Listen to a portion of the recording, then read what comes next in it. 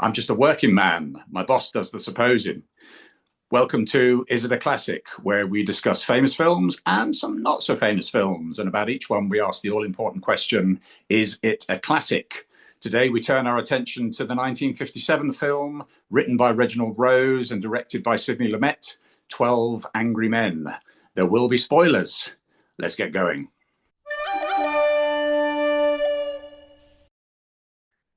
Okay, so give us 12 Angry Men in a nutshell.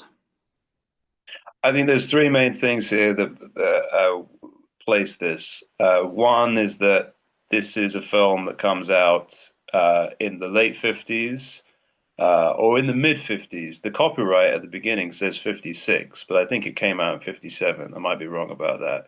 But so that is a film that is starting to demonstrate the impacts of television on the way that entertainment or dramatic entertainment is made in the United States. The second thing is that it comes out in a period of what we might call the proliferation of the Hollywood message movie, the kind of liberal message movie. There's things I guess the most famous ones are the ones made by Stanley Kramer, the producer, like the Defiant ones and Judgment at Nuremberg and all of that kind of thing. But the third thing, and the most interesting thing in terms of how I've experienced this film over my life and how it's been placed, is that this film, out of all of the films that are made in what we might understand to be the sort of classic era of sort of a studio era of Hollywood, like which kind of ends in like the mid 60s or something like that, this is the one that young people today will most often cite as a favorite if they don't even have any interest in classic black and white Hollywood cinema. There's something about this film that cuts through down the generations and makes people go, yes, I can connect with that. I can, grab onto that. And so we should, we'll talk about why that might be. Yeah. Okay, thanks very much. That's a fantastic start, actually, and it already warms the pot up very nicely and gives us a sense of what's to come. So now let's start, as we always do, with what do we like about this film? Do you want to go first? Yeah, I think that the first thing that struck me, particularly thinking about what I was just talking about, what is the cut through here? Why does this appeal in a way that other Hollywood movies of the time do not? And I think that this film, particularly, is devoid of Hollywood glamour in a very pointed way. You know, Yeah. it's full of, character actors, not necessarily glamorous looking folks. It's people sweating. It's people, Yeah. in one unglamorous looking room. And one of the things that I really like about it is that one of the things I've noticed about films over the years, as somebody who really loves films and even theater, arts that are sometimes primarily verbal or dialogue driven, is that the way that these things are written, people don't often interrupt each other when they're talking. In life, people talk across each other all the time, or they talk across Yeah. purposes, or they cut each other off when they get the gist of Yeah. what the other person's saying, or so on and so forth. Yeah. But in films, if you notice, especially in sort of I guess big budget movies or classic movies, it's everything does feel very literary, does feel very written out. Even if it feels kind of natural, it feels natural in a film way, but not in a real way. This film is full of people beginning to talk and then somebody cutting Yes. in and going, "What are Yes. you saying? What's Yes. going Yeah. on?" Okay. Okay. Let me come in there, and I can dovetail immediately with what you're saying, because near the top of my list of things that I like about this film is ensemble acting. So we can talk about acting in general, and you've already started to do that for us. Um, I've written ensemble acting in my notes. So there's lots of gems in the individual performances, but what you're referencing there is something that's particular about, two or more actors in the action at the same time, behaving like ordinary people or appearing to, rather than behaving like actors. And I think yeah, I agree with you 100%. That's easily one of the big strengths of this film. When I was doing some research and some reading and digging around, amongst the things that I uncovered was, this is apparently, you may know more about this than I do. It's apparently a particular strength of Sidney Lumet's films, and particularly because he was an actor turned director, he was very well known for working well with actors. So I guess, to use that cliche, an actor's director, because he knew what actors were thinking and feeling, he was particularly good at getting performances out of them. And I think in the rehearsals for this film, there was a lot of what I suppose is called kind of sort of workshopping, um, in addition to what might just be called bog standard rehearsing. So I think there was a lot of sort of trial and error, and actually encouraging the actors to just improvise a little bit. And I think that's what you're picking up on. In other words, what would this actually sound like? But sparking off each other, encouraging them to actually grow into the part and actually inhabit the dialogue and inhabit the character. But in ensemble rehearsals, not just, hitting your marks or knowing your lines. And I think that's absolutely brilliantly done in this film. I think it's fantastic. It stands out, doesn't it?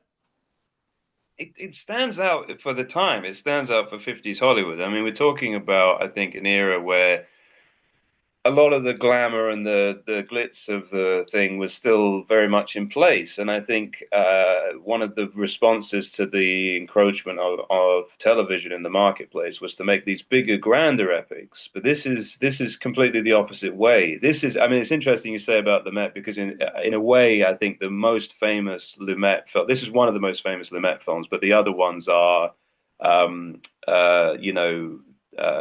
It's Serpico, Dog Day Afternoon, and Network. These very kind of New York, very ground level, very sort of gritty, and very, as you say, like actor focused, like very much about, actors workshopping and improvising and then making it seem like they're playing real people. And this is, in some senses, this film anticipates the 1970s, or that kind of 1970s filmmaking, this gritty, ground level, New York attitude based movie making, Yeah, yeah, yes, yeah. I mean, I think that point is well made. And the other thing that something else I've got on my list as well, which maybe feeds nicely from that into this, is that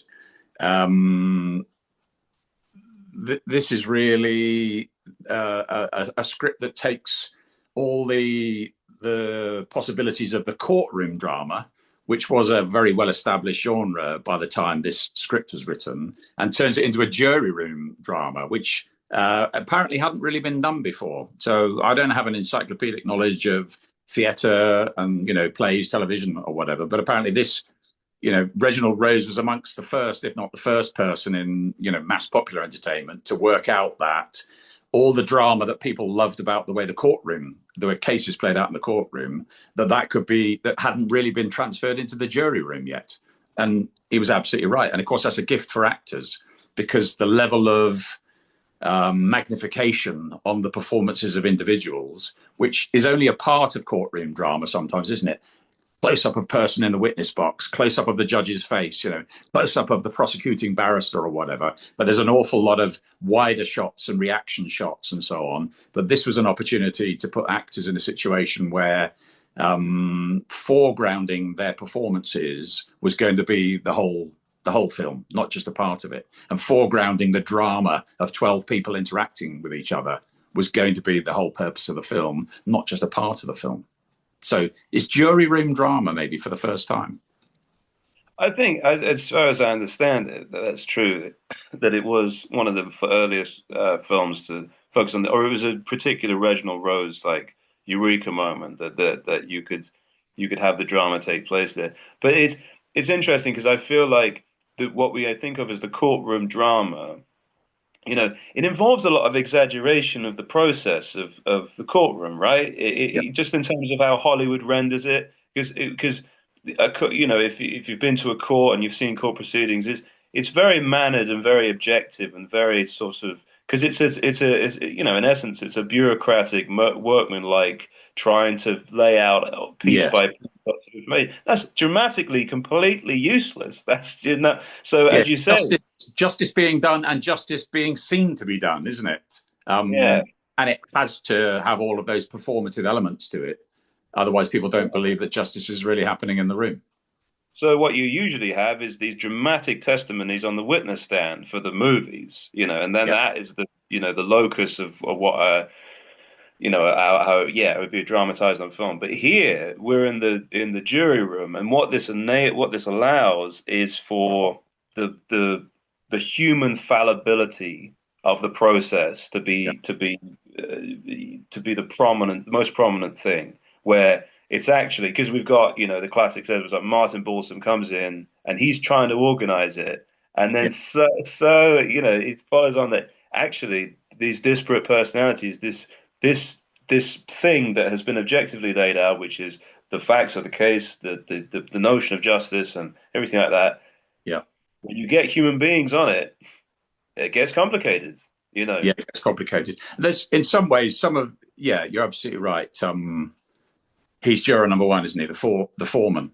There are some lovely little like he particularly has some little lines that are extremely humanizing. There's a scene when he's at the window talking about I won't get it right because it's American uh, ball game Yeah, lingo, yeah, but some amazing player in their team, and oh, he was amazing. This kid, he was an ox. He was an ox, but it's all just relatively trivial talk. And there's also a lovely moment when he calls for a vote, or he's trying to chair another vote, and he says, juror number one," and then he goes, "Oh, it's me." You yeah, know, yeah, that's a completely superfluous line, isn't it? If they were running over budget and over time, you could easily cut that line out, and the film wouldn't be any of the worse for it. But it's a lovely moment amongst many moments that are about emphasizing just how ordinary and human and fallible these or most of these guys are. We might come back to the varying levels of fallibility of the different jurors later, but you're right. Yeah, yeah. This is the sweaty, up close, warts and all, wrinkles, bumps, quirks, foibles part of the justice process, not the kind of clean, well regulated, process oriented, stage managed, carefully set dressed version of justice, which is what most people see if they see a courtroom at all. Yeah, absolutely. Okay. Anything else to say about, ensemble acting or about the kind of the realism of this? We can move on. I think yeah, ensemble acting. I mean, the cast is particularly good. I think in this movie, there's obviously, it's interesting because thinking about what I said up top about this is a film that appeals to lots of younger generation. So it's very possible that when a lot of people approach this film, they don't quite know any of the actors. Like even this might Yeah. be people's first Henry Fonda film, so they won't really. Because the thing about when you look at the star billing at the beginning, you can see like who is ultimately because and also it is kind of set up as it's a Henry Fonda, Lee J. Cobb. It's going to come Yeah. down to between them. And Yeah. if you're familiar with sort of how these people went on, you'll kind of know that. But Yeah. I don't know if that would have been the same thing in television, whether it would have been two particularly prominent actorly personalities. But I guess the point I'm making really is more about Henry Fonda. Henry Fonda in this, um, he is cast archetypally. Henry Fonda has played Abraham Lincoln. He's played Tom Joad. He's played Wyatt Earp. And in this, he plays the great American liberal conscience of Yeah. justice and truth and, pure-hearted skepticism and everything. And he plays it completely perfectly, I think. It should, as I say, to a degree where if you were unfamiliar with him, this is a great showcase of what the Henry Fonda thing is about, Yeah. in terms of his presence and what he brings. Yeah. So Whenever it's just like, I don't know, it's possible, it's it's just very pure kind of, Hey, just to say before we go on, you've just quoted one of my favorite lines in this film. Um, so I'm not an actor. I've never acted. There's a beautiful there's a beautiful moment where I think Lee Cobb says to him, "Do you really believe this kid is not guilty?" And Fonda, and I can't do justice to it, but it's absolutely beautiful. Fonda just looks at a tiny sort of watery smile on his face, and he says, "I don't know." And I'm Yeah. trying to reproduce the intonation in my voice there. I can't do it. It's it's fantastic. Actors must. This must be part of what you do when you train to be an actor. There's like 35 different ways of saying "I don't know," isn't it? I don't Mm. know. I don't know. I don't know. I don't know. I don't know. And this is just the most absolutely beautiful, subtle modulation in his voice. I don't know. And it's Mm. and it's exactly what you've just said. It's like in just three words with really quite a softly spoken line. There's a kind of a weariness. He's carrying all this wisdom, all this amazing kind of understanding of how the world works. He's carrying the burden of understanding and the burden of having to grapple with it all and maybe explain it to people, as this film shows, who maybe don't understand it quite as well as he does. Beautiful line. I don't know. Mm. Yeah. Yeah. And if you only saw one Henry film, that's what you're saying, is it? If you only saw one Henry Fonda film, it wouldn't be a bad deal if you saw this one and none of the others.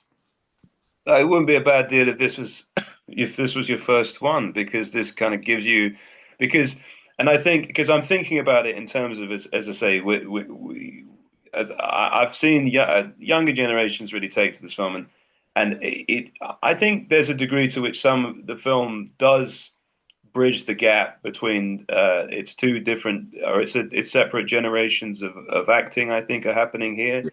I think, as I say, the interesting thing about Lumet and how he became such a sort of 70s guy is, yes, the acting here it is almost like a a post actor studio kind of more what we might think was more Brando kind of naturalistic kind of Yeah, thing.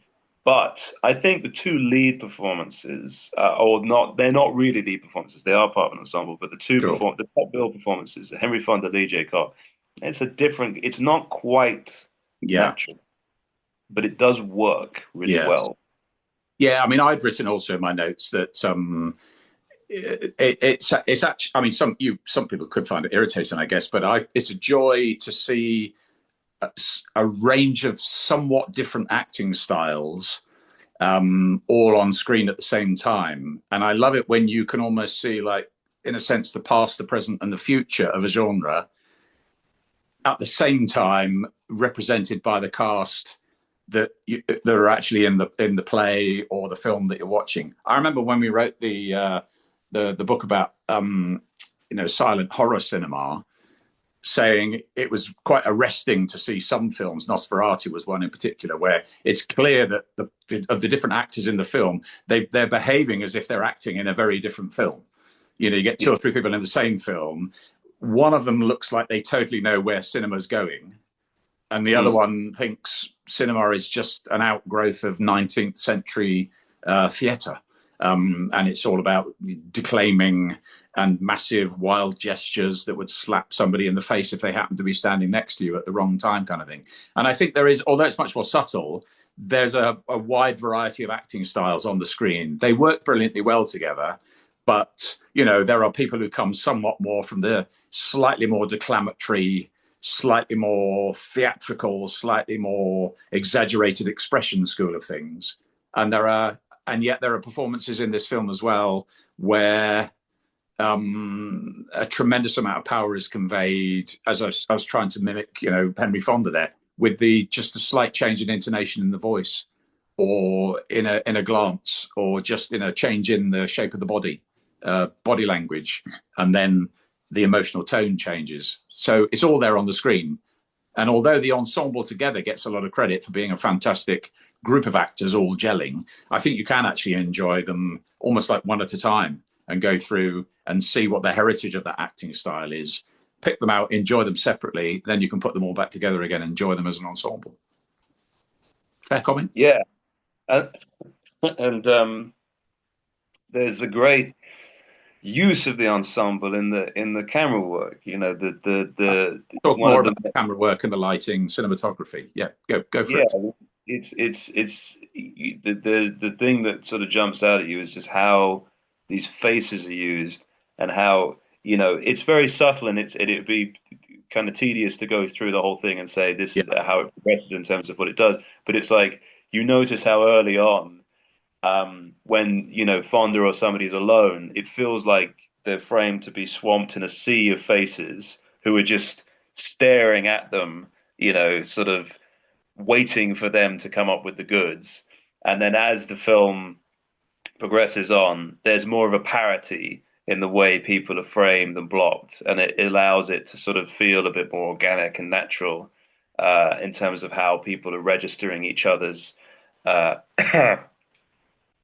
responses and things like that. And then there's a lot of at the beginning. There's a lot of standing up. People keep standing up, and then eventually Martin Balsam was like, "We don't, there's no need to stand up. You can sit down. It's fine." And then near the end, there's a very kind of famous moment where everybody stands up to turn their backs on somebody, and Yes. it's because they haven't stood up for a while that it's more effective. More So effective. that kind of stuff is very good.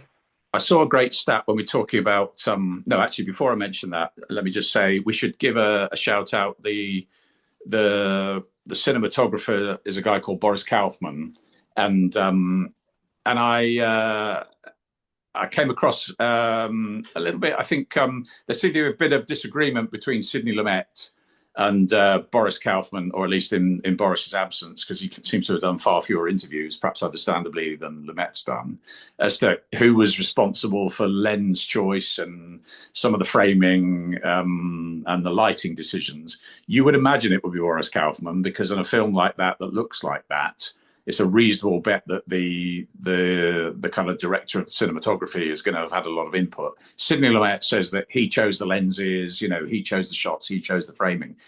So I guess we'll never get to the bottom of that. But you're right. It's striking how the framing, the composition, the lighting, the close up, medium shots, two shots, extreme close ups, how that changes as the film goes on. And what I was going to say, but I interrupted myself, was that I came across a really impressive stat that it's something like 50% of the cuts in this film occur in the last 20 minutes of the jury room scenes. So if you ignore the last 2 or 3 minutes where they come out of the jury room and you've got those shots outside on the streets outside the courtroom and so on, if you forget that tiny bit at the end of the film and the credits, 50% of the edits, 50% of the cuts take place in the last 20 minutes, which is a really nice kind of summing up of how the pace of the film changes as you get closer and closer to, the end really, or the turnaround, the complete turnaround in the jury's point of view. Impressive stuff. And there's a really there's something that kind of, or you can draw a line between Boris Kaufman and even the subject matter of the film, because Boris Kaufman uh, was the brother of Zhiga Vertov, the director of the Man with the Movie Camera, the great Soviet filmmaker. Probably one of the two or three um, really leading Soviet filmmakers, along with Eisenstein. And so Kaufman came from that same background, that education in filmmaking, and also a kind of ideological filmmaking. And it would be too far to say that the cutting is influenced by Soviet montage, but there is a lot of very sort of faces used as a kind of grotesquerie sometimes, and Yeah, there is a kind of hammer effect to some of yeah, the edits and shot choices that are a little bit expressionistic and a yeah, little bit abstracted, you know, yeah, and it takes it out of that realm of pure realism, because we're thinking about how I always found it interesting that because it was originally a teleplay, when it was originally on television, it was live.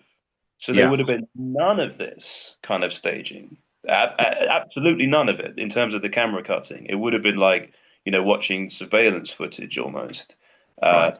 this is so much more elaborate than it would have been. But the point I was making about drawing the line between the ideas of the movie. As I say, I think it is a kind of American liberal movie, sort of a pious movie of the time of the late 50s, pre-civil rights. Yeah, It fits into that thing. But I think the really interesting thing about this film is the ambiguity of it. It is the fact that you can two different audience members could walk out, I think, with divergent perspectives. One is Yeah. wonderful. The American democratic way has prevailed. The truth will out. Yep. Henry Fonda has made people see the inherent good in this system and everything. And then there's another perspective that will go, look how fractious and fallible it was. If that one guy wasn't in the courtroom, everything would have fallen apart. This country is in real danger. I Yeah. think that is the film does not necessarily it avoids didacticism in that way. You could walk out with either, I think. Yeah. So listen, that's great. I love that. It kind of cues me up to say I have actually seen the. I don't know if have you seen the television production? I've seen the No, 1954. Yeah, it is available out there. Um, uh, and you're right to say, although there's a lot of similarities. It's half the length. And there isn't anything like the close-ups and the creative use of camera work, not least because that's an absolute logistical nightmare when you've got to move the camera. Not just the technology of television cameras and film cameras being different, but just the logistics of moving cameras in and out during a continuous, like 50-minute live television broadcast. You're never going to get the close-ups and the fluidity of the camera work that you get. But there is still some of the similar staging. One thing that I was going to say about, which is you talk about ambiguity. So this is an interesting strand, I think, of some of the research around this film, is that the television play does actually end more ambiguously than the film does. There is a hint. I won't go into all of it now because it takes a bit of unpacking. But if you like, the Henry Fonda and Lee Cobb characters, as they exit the jury room at the end, there is a hint that obviously I'm using the wrong names here just for the purposes of referencing who I'm talking about. The Lee Cobb character, there is a hint that he may well, by the time they've got back into the courtroom, that he might well not have agreed not guilty, and that he might say guilty, which will then, they have to have a unanimous verdict, otherwise the whole thing's going to go back to retrial, isn't it? In the television play, that is strongly implied in the last 30 seconds as they leave the courtroom. It ends very similarly. And I actually discovered, whilst wandering around through some of the commentary and the criticism of this film, that in fact the screenplay hints at that for Lee Cobb as well in the film. So there was some ambiguity about whether or not he might actually just go back into the courtroom and insist that his verdict was delivered as not guilty rather than guilty. And therefore also it leaves open the possibility that it's 11-1 and they've got to go through the whole thing again. But actually that bit wasn't filmed. So, I think you're onto something there with the level of ambiguity that you've detected, even allowing for the fact that they didn't film the full measure of ambiguity that was in perhaps that final draft of the screenplay. For some reason, they decided to leave it out.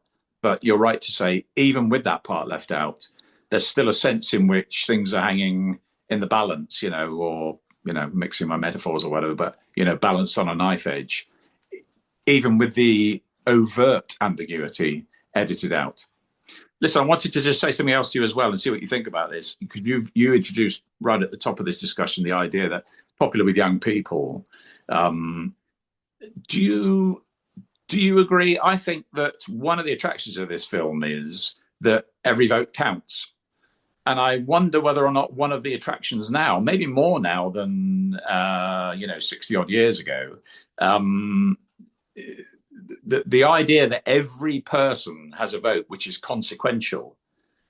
12 very different people with very different backgrounds, very different stories, who are treated differently in the screenplay. But actually, do you think there's something quite seductive for all of us, and maybe more so for younger people who've experienced, a different kind of politics, say, in the last 20, 30 years than the 30, 40, 50 years before that? Is there something particularly attractive about the idea that your individual vote is consequential at a time when loads of people say it doesn't matter who you vote for, the government always wins? I think that's true. Yeah, I think that's absolutely part of it. But I think it was part of the appeal at the time. As I say, I think this is a quintessentially American liberal idealistic film, and I think it proffers a sense of, well, you know, when it gets down to it, everybody has a one vote, and if we were to get round the table, and if we would be able to hash out our differences. You come from a slum, you come from wealth, you come from nowhere, you come Yeah, from this background, that's racial background, this that, you know. yeah, But if we were just to sit down and hash it out, we would see democracy flourish. And it's it probably felt like an idealistic fantasy to some people then. It certainly feels like one now. So I do think you're right. I think that's part of the appeal is that it shows something in process, in action, that one wishes it kind of did work that way. It was that consequential. yeah. That's nicely put. Actually, there's something about Reginald Rose, the writer, wanting to kind of lift the screen on what goes on in the jury room, which is all the behind the scenes machinations behind the courtroom itself. So you get that sense this is how it really works behind the scenes. But then, without getting too meta about it, there's a sense now in which we wish it worked like that. But actually, you can claim that behind the scenes, 12 decent men or men and women, doesn't really matter what the composition of the jury is, 12 decent people will hash it out and the right decision will be reached. It remains a little bit of a fantasy that's out of reach, doesn't it? Yeah.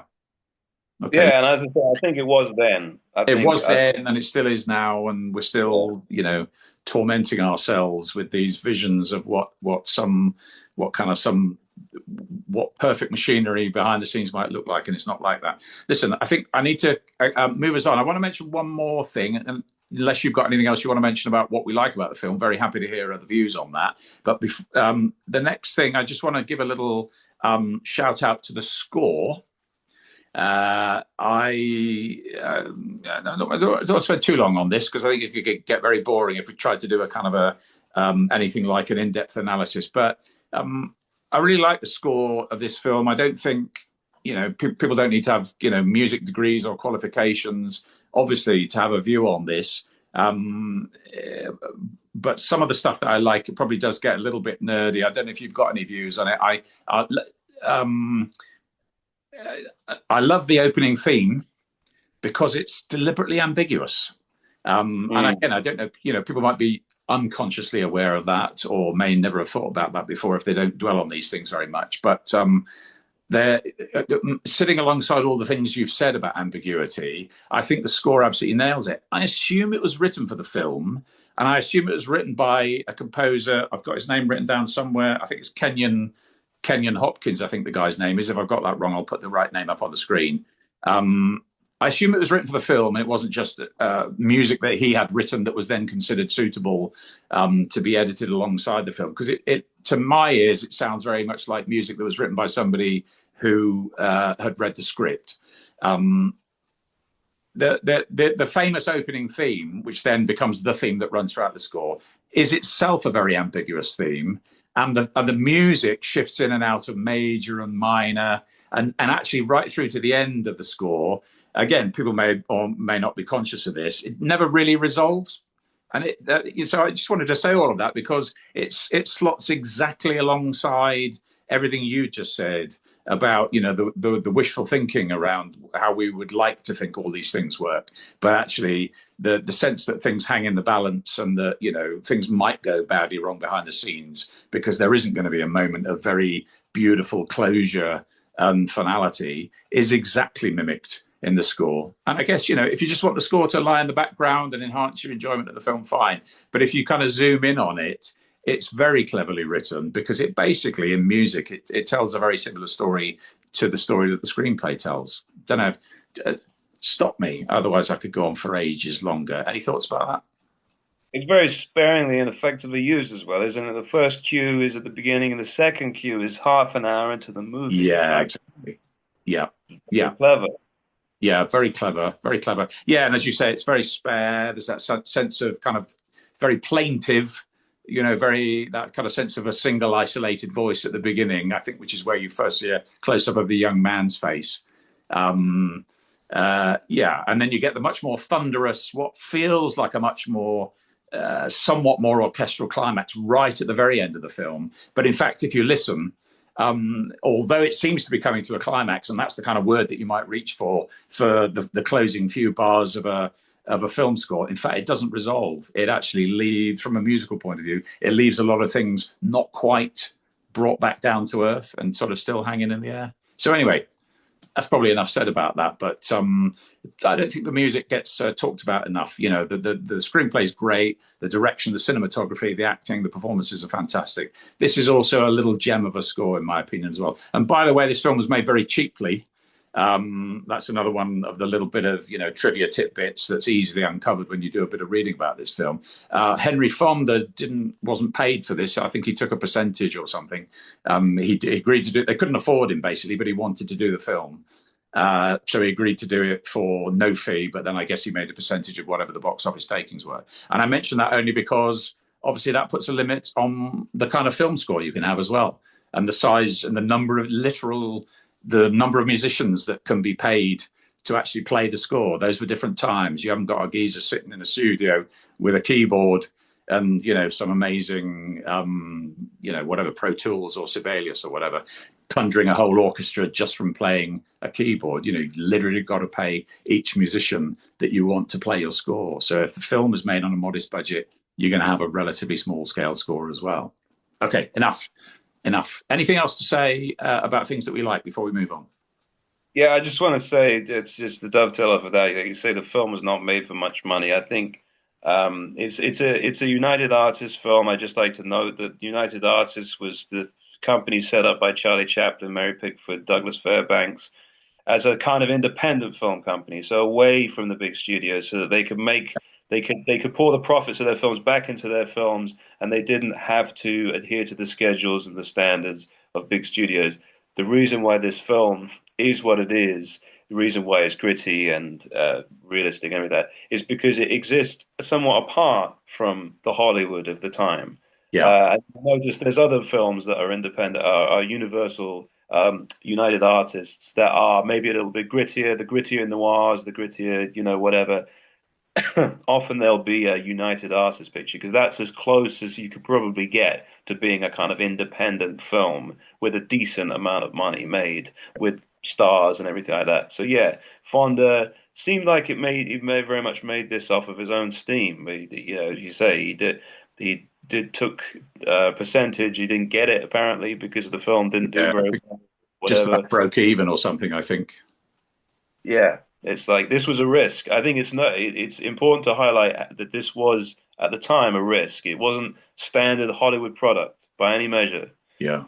And I've seen an interview with Sidney Lumet in which he said that the studio actually, so this would fit exactly with what you've just said, but I wasn't aware until you just said it, that the studio kind of premiered and promoted this film as if it was a sort of a small art house film, a small independent art house movie. Therefore, there wasn't a massive push behind it in terms of where and how it was premiered and how it was promoted. And he felt that was, whether or not he was resentful, I don't know. But I get the sense from some of the interviews I've read and seen with Sidney Lumet that he sort of felt that was part of the reason why it only just about broke even, and it didn't do that well. Although it did well overseas, we should probably say that out loud as well, just to acknowledge that. But again, that fits the profile of a more arty film, doesn't it?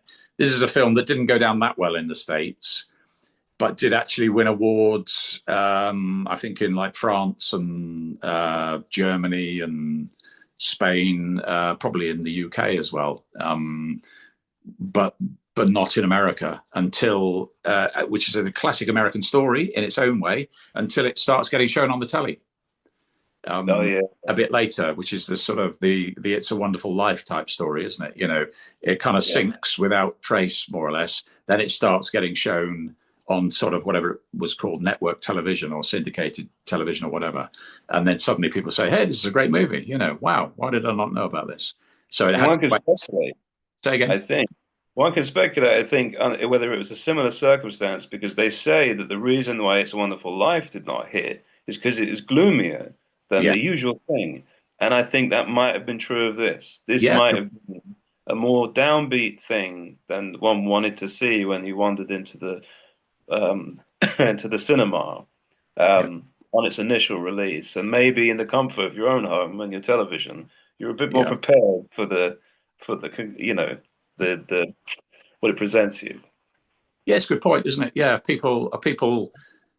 Yeah, yeah. Are viewers in a very different frame of mind when they're sat at home in an armchair or on the settee or whatever, watching the television, to when they've paid whatever amount of money it is and gone out to see a film at the cinema. It's a good point. Okay. And a debate for another day, maybe. No doubt someone's written a PhD about that. Can I move us on? Is that okay? Yeah, Okay, let's talk then about what we don't like about this film. I'm going to go first if that's okay, but I very much want to hear your views on this. So let me just put a marker and then let's turn it into a discussion. Um, I I don't feel that it's actually aged that well in terms of what's the obvious liberal bias of the film. You've alluded to that quite a few times already, although, I don't have a sense of your views on that yet. I just have a sense that it's something that you've picked out and talked about. So one of the things I don't like about this film is that I think it assumes that the kind of patrician white liberal worldview of the Henry Fonda character is right at the time the film was made and was going to stay the right worldview in perpetuity. And I don't think time has actually been that kind to that view, although I can understand, given the sort of the political and the cultural context of the time, I can understand why that worldview versus all the other views that are available in the film amongst the different jurors, I can understand why people put all their eggs in that basket and said, this is the way forward, this is where we want to go. But I'm not so sure that it lands so well now, or at least not for some sections of the audience. So there's a lot more I could say about that, but let me hand the conch over to you. What do you think? I think there's several ways of seeing it. I think that very much this film is a bit like how they say about satire, it can be biased one way or the other depending on the government. This is an Eisenhower era movie. So the assumption is Republican Eisenhower, what we now think of as white picket fence, America, 1950s, conformity. This is the kind of currents that this film is wading in. The other thing that's notable about the film, I think, in terms of how it depicts justice and values, is there's this sense of, I think a lot of people would first experience most profoundly the concept of reasonable doubt from this movie, if you're unfamiliar with the justice system and everything like that. That the sense of what Henry Fonda is saying is not so much that this kid did not murder his father, but simply because of the looming specter of the death penalty, which obviously we don't have now in the United Kingdom, but only in some states in the United States. That is another political dimension in this film. Is that it's about the death penalty as much as it is about justice. It's about liberal Yeah, values, about understanding the underprivileged, about that it's really about what standard must we hold ourselves in terms of proof, because it's all this stuff about the burden of proof is on the prosecution. Fonda seems to be the only one who comes in with the notion of innocent until proven guilty. Other people are like, "You've got to prove it, you've got to prove it," and they forget, and everybody gets scrambled, and the people are at different stages in the argument all the way through the film. That actually, what's going on is a principle more being worked through in the abstract. That is more about the sense of justice as a principle than it is about a political state or a political moment in time. I think that is the really interesting thing that Reginald Rose is working through here. It's like, yes, on the one hand, it's a parable about, as you said, patrician-minded, liberal crusader, maybe, who's sticking up for the underprivileged in Eisenhower's America. But on the other hand, it's about this, you know, this principle, this abstracted principle of innocent until proven guilty, that for in I think even the whole history of that country and in other countries, especially in the 20th century, was being made a mockery of post World War II, during World War II, before World War II, all of that. So it's maybe not as specific. It's maybe, yeah, there's different levels of specificity, I think. And that's what I mean by ambiguities. Okay. Yes, liberal Okay. parable, but also maybe not. Okay. Well, listen. Let me run something past you. Um, a couple of years ago. I mean, really loved this film. I would have easily put this film in my top 10, maybe in my top five, if you had asked me, any time in the last sort of, 30 odd years or so, name your top films. This would have been somewhere near the top. And I've kind of I'm not so sure about that now. I had a very strange experience. I saw this film as a touring stage play a couple of years ago. It's going out on tour again, actually. I did check before we had this conversation. It was in the West End in London, and then it was touring the provinces. And I saw it not too far from here. Where I am now is on the south coast in England. And here's the thing: the audience laughed almost throughout the play. I don't mean they laughed continuously, but I mean they started laughing quite near the beginning and they carried on laughing intermittently right through to the end.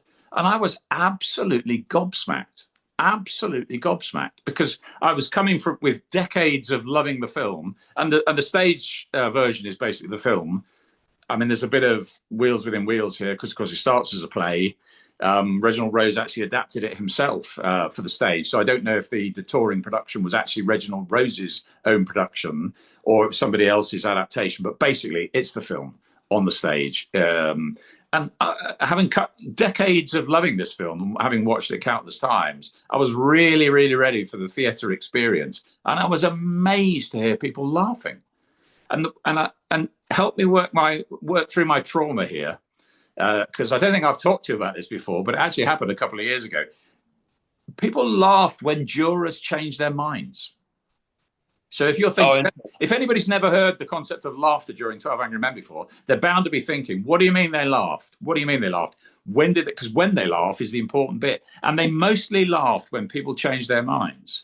And they laughed as if the people who changed their minds were like sort of naughty boys who'd been caught out doing something obviously wrong and were now, standing in front of the headmaster who's, and they've got sticky green ink on their fingers. So clearly they're the person that made those green ink posters, and the headmaster's got you kind of banged to rights. It was that kind of laughter. It was almost, and whereas I think the process of the jurors changing their mind in the film is incredibly, sometimes it's moving.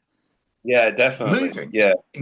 It's like, it's like you're seeing somebody sometimes crumble, or you're seeing somebody reshuffle a deck of cards inside their head in front of you in real time. That's how brilliant the performances are. It was amazing to hear people laughing. But I think, sorry, I'll shut up in a minute and let you comment.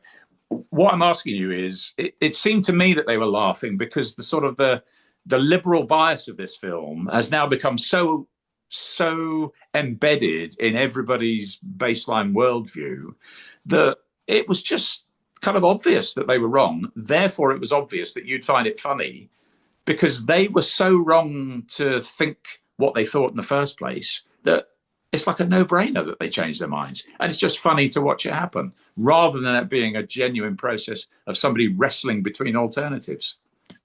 I know you weren't there, so you can't comment on what happened in the theatre, but what do you reckon about what I've just said? I think that I think that there's I think there's degrees to which the approach of the material is something akin to, when Camus did The Stranger, he said I took inspiration from detective novels, American detective novels. Right. Right. There's a degree to which the structure of this takes a little bit from the Poirot, a little bit from the British locked room mystery, right? Yeah. Spring-loaded thing. And Yeah. so there is a degree to which in the literary construction of this, it's like Henry Fonda is this brilliant detective who is sussing out the clues. And that spring-loaded quality, which is basically there for momentum and clip and everything like that, I think in indelicate hands could register There's a series of gags about how this absolute mastermind has managed to get the best of these people, and that's funny because, and they're carrying on with the connection, the Yeah, Camus connection. I feel as if one of the things that appeals about this film is like an Albert Camus book. It sees the world with a kind of moral seriousness that one yearns for as a young man, right? yeah, You graduate towards this kind of material, and as I said before, about the things that this is weighing up have tremendous gravity and seriousness. It's life or death, literally life or death. Um, so it may well be just the thing when you see it on stage. Not so much. It could be, yes, the liberal bias has become so consensus that they are just simply seeing people flipping as like, oh well, this is inevitable. But it could also be seen that the moral dilemmas that this is presenting, that people are a little bit complacent and they think they have been resolved. So, of yes, course, people yeah, would make the right decision when it comes to the yeah, death penalty for the crime of an underprivileged child. It's like, oh, not child, he's 18, but it's like, well, the crime of an underprivileged young man. um, this is a kind of a bygone thing. We can just yes, sit back and enjoy this as a yeah, lark. yeah. This doesn't have the moral weight it once had. Okay, that's helpful to me because it's kind of opening up some of the things I was a bit, befuddled by, but also it kind of leads me on to something else. I mean, I'll say something else about that, but I'm just agreeing with you actually, which is that I think one of the things that I think I see a little differently now, maybe I just see it differently as I get older, um, is I find I'm a little bit queasy about the kind of top-down approach that the screenplay takes to, you've got the very well educated, middle class. That's a very English British framing because I'm framing it from the class system, and I'm looking at a group of people supposedly from a classless society, although we know that's not true. But you've kind of got the well educated middle class architect essentially kickstarts a process in which people who are mostly from lower levels of socioeconomic status, lower occupational levels, lower educational levels than him, he's the one who kickstarts this, and it cascades down through people who in a sense are there to benefit from his wisdom because he's a somewhat more superior person because of his education and his occupational standing. um, and I don't think I ever really registered that many years ago when I saw it for the first few times. It just, as you've just said, it just seemed like an unfolding kind of clockwork mechanism that was beautifully written and beautifully acted, and I was less sensitive to the some of those more subtle differences between the characters. They now pop out and poke me in the eye every time I watch the film. Essentially, if I'm being crude about it, this is a middle class guy helping, mostly lower middle class and working class people to see the world as he sees it. And I find that more of a problem now that sits outside of the strict lines of the screenplay, which are about the unfolding of the facts of the case. This poor kid has got a rubbish defense lawyer, basically. If he'd had a better lawyer, there wouldn't have been a film. So it's not so much about the jurors, it's just the defense lawyer was so terrible. The jurors end up having to do half of his work for him. But leaving that aside, because that's contained within the script, the kind of the value judgments about the different characters, it's very unfortunate from my point of view that a middle class guy looks like he's educating a lower middle class and a working class set of jurors mostly. And let me say one more thing and then I'll hand back over to you. One of the things that's interesting about the original play, the television play from just a few years earlier, is that Henry Fonda, if you like, appreciate it wasn't Henry Fonda, but for present purposes, the Henry Fonda character is not identified as an architect. He is a much more everyman character. His behavior, his dress, his mannerisms, he looks and sounds pretty much like most of the rest of the jury. And it's interesting to me that between the television script and the film script, that character is clearly and conspicuously elevated in terms of his education level and his occupational level.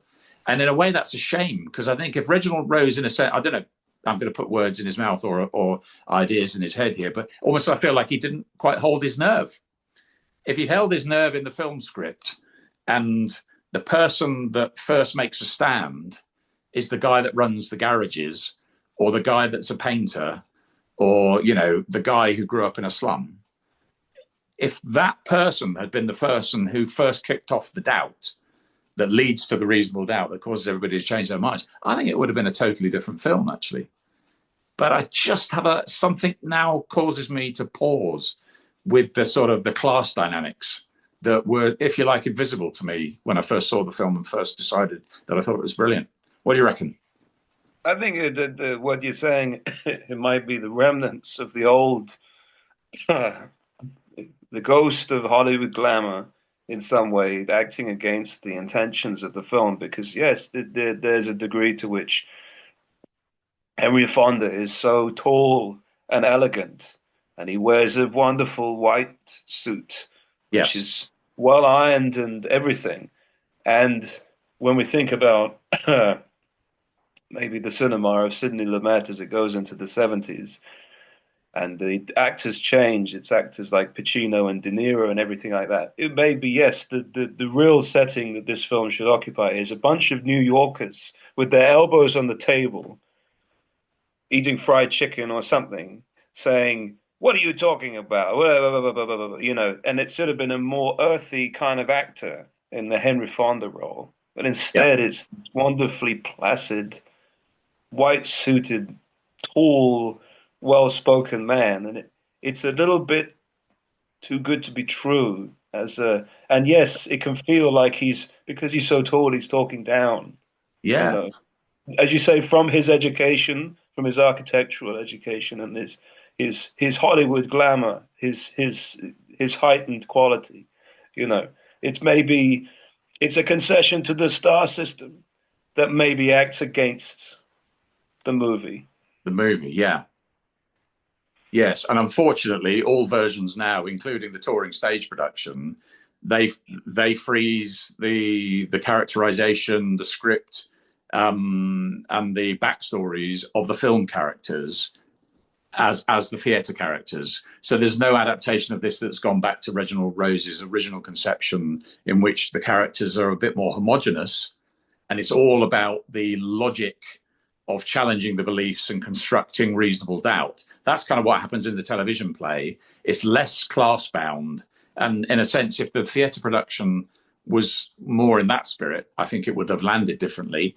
And if the film was more in that spirit, I think it would have landed differently. But I think you probably said everything that we can say about the context of the time and the vision of what, a well-behaved America and an aspirational America, what that was bound to look like. And it was all like resting on Henry Fonda's shoulders in this film. And I think he took the film on for that reason as well. Insofar as I understand it, I think it was a pet project for him. And I think he probably did it with that exact purpose in mind, because he specifically wanted to be that character, portraying that explicit stroke implicit bias that I'm railing a little bit against now and you're analysing, very helpfully. I think he was very aware of that and was 100% behind it. And that, far from being a problem with the film, I think that's why he wanted to play that character in the first place. Okay. All right, listen, I think we probably said enough about that. Is there anything else we need to say on reasons to maybe not like 12 Angry Men? Those two things I don't like. Go on. The one of them is in the scene, where it not so much the scene where they turn their backs on the person with the ethnic prejudices, but the fact that he changes his vote to not guilty afterwards. I don't buy that.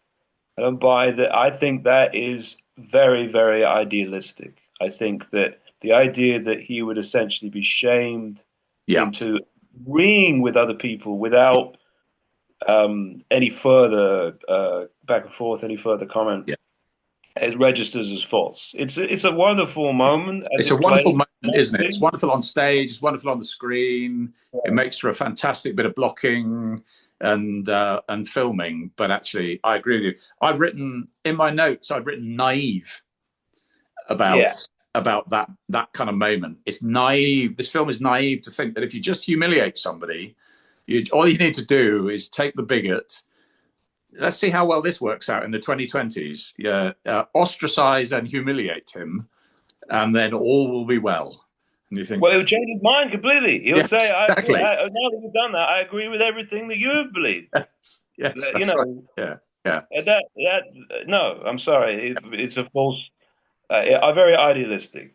yeah, The other thing is, is I don't like Lee J. Cobb at the end. I think he reaches a level of the histrionic and the hammy, and to be, I think I have to be unkind about the writing in a film that's so well written. The I think that the sun stuff, it's very cold Freudianism for me. yeah, It feels very 1950s. It's very rebel without cause. It's fathers and sons. It's the anguish of the yeah, male bonding between, and it's like it feels the film gets into melodrama when we so appreciate how it's restrained itself up to that yeah. point. And it just Okay. and I think Cobb he blows out the fuses in a way that just again that feels like it's not part of the rest of the movie Yeah. for me. It's Okay. a full stop. It's a bad. Unfortunately, the film does not end right there. There's a few more beats. No, no, exactly so. Yeah, that would have been, yes, I agree with you totally. And it would have been an even bigger shame if that had been the climax of the film, which it isn't. Yeah, spooky because we're on the same page and we so haven't conferred about this at all. Um, I had also written in my notes that, the more reprehensible characters get a psychodynamic explanation for why they are the way they are. And Lee Cobb is probably the best example of that. He gets a psychodynamic kind of cod Freudian, father son power relationship. The dynamic is out of whack. Probably now it would be called toxic masculinity. I don't know. Stern father. I can remember a Henry Fonda line. Fathers don't seem to think that's important anymore. Well done, Yeah. Henry. But yes, he gets a psychodynamic, family conflict, trauma explanation for why he thinks what he thinks. And again, without repeating myself, the Henry Fonda character, he doesn't get an explanation for why he thinks like he does. He just thinks like he does because that's how all right-minded people should think. And I find that asymmetry, which again you've just touched on there, that's unsatisfactory. It's brought to a head by the Lee Cobb lines and his performance. But yes, in a sense, the actor's doing the best he can with a script that tells him that he's got to have a meltdown that's not terribly convincing over an issue that isn't terribly convincing because that's what the script needs him to do. He's got to have this intense and quite rapid. He's got to dissolve, hasn't he? Like the Wicked Witch of the West, or was it of the East? I can't remember which one it was who dissolves. He's got to dissolve quite quickly in a melodramatic moment because the film requires him to do that. And in order to get there that quickly, he's got to have a psychodynamic moment as well. And that's a shame, really. He's not. He's got to have a complex collapse, whereas the people who are right are just right because it's obvious that they should be right about that. Okay, no, I'm repeating myself now. Stay disciplined. Okay, those were the two things you wanted to add. Is there anything else on what we don't like about this film? I think you're right about what you just said in terms of the well, you just yeah, but I mean in terms of the my perception of how this film would have ended is there's those two I just mentioned. They would have stayed guilty, going out the room. I'm not convinced by the way Yeah, that it dramatically conveys. E.G. Marshall was a jury number 10, the guy with the glasses, who's like the kind of logic guy. I think he would have been convinced. He doesn't seem prejudicial. yeah. Okay. He is just, he's very His is a much, great conversion, isn't it? His is a really nice conversion. It's really nicely handled in the script. You can yeah. see him change his mind. That's something that gets a different kind of laugh now, where he says he doesn't sweat. Yeah. That's the 21st century. That's Yes. for your 2020s Yes. audience. If you Yes. know, you know. But Yes. yeah, that's Yes. in the Yeah. UK. But yeah, Yeah. Okay. uh, All right. Listen, shall I move us on? yeah. Okay. So we've talked about what we like about this film. We've talked about what we don't like about this film. Time has come to ask the question about 12 Angry Men. Is it a classic?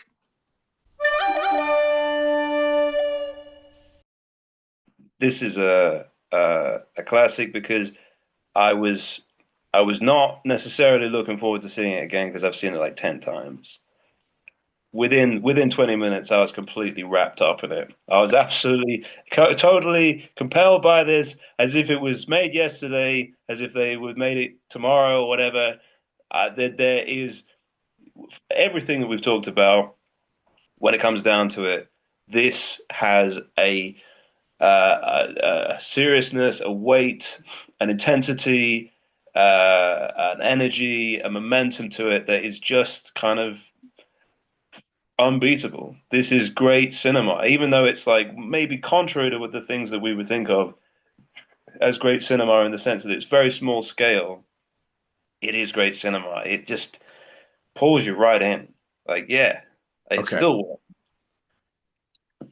Yeah. Okay. So I'm going to break rank and say I actually think this is a really good film, but I'm going to say I don't think it's a classic, but only because, again, yeah, okay, your shock and surprise is well said, and much appreciated, but only because and my head's been turned relatively recently, so I won't rehash some of the things we've already talked about. I have loved this film for a very long time, and as I said to you earlier, if at any point, any other point in the last 30 plus years, you'd said, "A, is it one of the best films ever made?" I would kind of said yes, and if you'd said, "Is it a classic?" I would have said yes.